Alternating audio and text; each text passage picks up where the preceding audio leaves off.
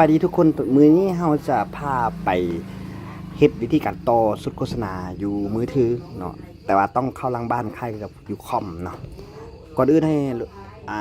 มีแอปตัวนี้เนาะเอิ้นว่า Chrome แต่เข้าไปแบบนี้แล้วก็แตะไปที่ Facebook เนาะถ้าของผู้ใดยังบ่มีมันก็จะมีตัวนี้มันจะมีคำว่า Facebook อยู่นี้แตะเข้าไปได้เลยเนาะแต่ว่าของเรามันจะเป็นตัวจัดการโฆษณาเพราะเราเคยเข้าแล้วเนาะเข้าไปแบบนี้หลังจากนั้นให้ล็อกอิน Facebook ตัวเองเข้าเนาะหลังจากล็อกอิน Facebook ตัวเองเข้าแล้วมันจะเด้งเข้าไปที่ตัวแอป Facebook เนาะให้แตะไปสักเก้าจำตัวนี้เด้อเพราะว่าผู้ใดยังไม่เคยเข้าให้แตะแบบนี้หลังจากนั้นก็แตะที่เวอร์ชันเดสก์ท็อปเนี่ยคล้ายคือกับคอมเนาะแล้วก็แตะแล้วมันจะขึ้นเป็นคล้ายกับคอมเลยแต่ถ้าว่ายังไม่ขึ้นให้พิมพ์อยู่2 คน 5นี่เนาะ www.facebook.com จังซี่แล้วก็กด enter อยู่ในนี้แผ่นคีย์บอร์ดอยู่ด้านลุ่มเนาะกดได้เลยหลังจากที่มันเด้งเข้ามาหน้าต่างตัวนี้แมนให้ไปแตะอยู่เก่าจำนี่เด้อแตะอยู่เก่าจำจังซี่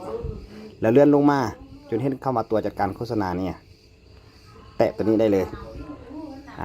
แตะตัวนี้มันก็จะเด้งเข้าไปที่สุดโฆษณาหรือว่าแคมเปญที่เอายิงอยู่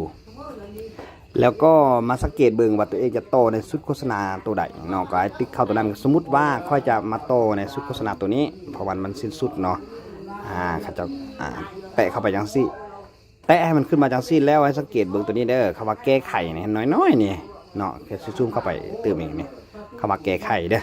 แตะเข้าไปจังซี่เนาะหลังจากนั้นมันจะเด้งเข้ามาสุดที่1น้อยเลื่อนลงมาด้านลุ่มนี่เนาะตัวนี้ก็คือตัวที่เขาจะต่อเนาะคือตัวนี้มันค่อยยิงเทื่อละ10เนาะแต่คือเขาต่อกันไปเลยเนาะเนี่ยสังเกตอยู่ในนี้เขาต่อ3ข้างแล้วเทื่อละ10 เหรียญเทื่อละ10 เหรียญเนาะก็จะแม่นนั่นต่อข้างเนาะซึ่งว่าค่อยๆต่อมาแล้ว2ข้างเนาะยิงแท้มันข้างนึงแล้วก็ต่ออีก2ข้างเนาะนั่นหมายความว่ามันสิ้นสุดแต่ว่าตอนนี้เขาจะต่ออีก10 เหรียญเนาะให้พิมพ์ใส่อยู่นี่เนาะจาก30มาเป็น40เนาะหลังจากนั้นก็ให้เลื่อนลงเนาะไปกดอยู่บนเผยแพร่แต่ถ้ามันยังบกขึ้นจังซี่ให้แตะไปที่ซองว่างเปล่าเนาะไปแตะอยู่บ่ใดก็ได้เนี่ยมันจะขึ้นเนาะต่อแต่ซองว่างเปล่าแล้วมันก็จะขึ้นตัวนี้ให้กดเผยแพร่ได้เลยกดเผยแพร่จังซี่หลังจากมันเผยแพร่จังซี่มันก็สำเร็จเนาะบัดนี้เราต้องไปต่อเวลามันเนาะต่อเวลาก็คือสังเกตเบิ่งอยู่บนนี้เด้ออันนี้มันเป็นชุดที่2เนาะเนี่ยไปแตะชุดที่2เนาะว่าเมื่อกี้ชุดที่1นี่มันเป็นตัวเขาเพิ่มเงินเนาะชุดที่2นี่ก็แม่นเขาเพิ่มเวลาเขาแตะเข้าไปชุดที่2นี่แตะเข้าไปแบบนี้แล้วก็นั่นก็ซูมเข้าไปเลื่อนลงมาเนาะเลื่อนลงมาเห็นมั้ยมันสิ้นสุดวันที่25ตอน 9 โมงเช้าแต่ตอนนี้ค่อยจะต่ออยู่ที่ประมาณ 8 โมงแลงถ้าว่าได้บ่ได้เนาะต่ออย่างนี้เนาะแตะเข้าไปจังซี่แล้วข้าเจ้าสิต่ออยู่3 มือนะมัน26 27 28เนาะมันฮอด28เนาะ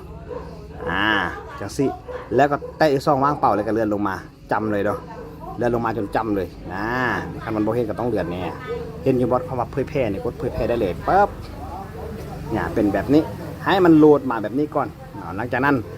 ก็สิ้นสุดในการต่อโฆษณาเนาะเห็นบ่อยู่เบื้องทึ่งอยู่พี่มันบอกว่าใช้งานอยู่เนาะบ่เนี่ยใช้งานอยู่เนี่ยแสดงว่าสำเร็จในการต่อสุดโฆษณาเนาะก็จะหมดเพียงเท่านี้นะสำหรับผู้ใดที่มาสนใจจะถามตัวใดเพิ่มเติมก็สามารถสอบถามรายละเอียดโทรที่เบอร์77840480เนาะพวกเขายินดีให้บริการ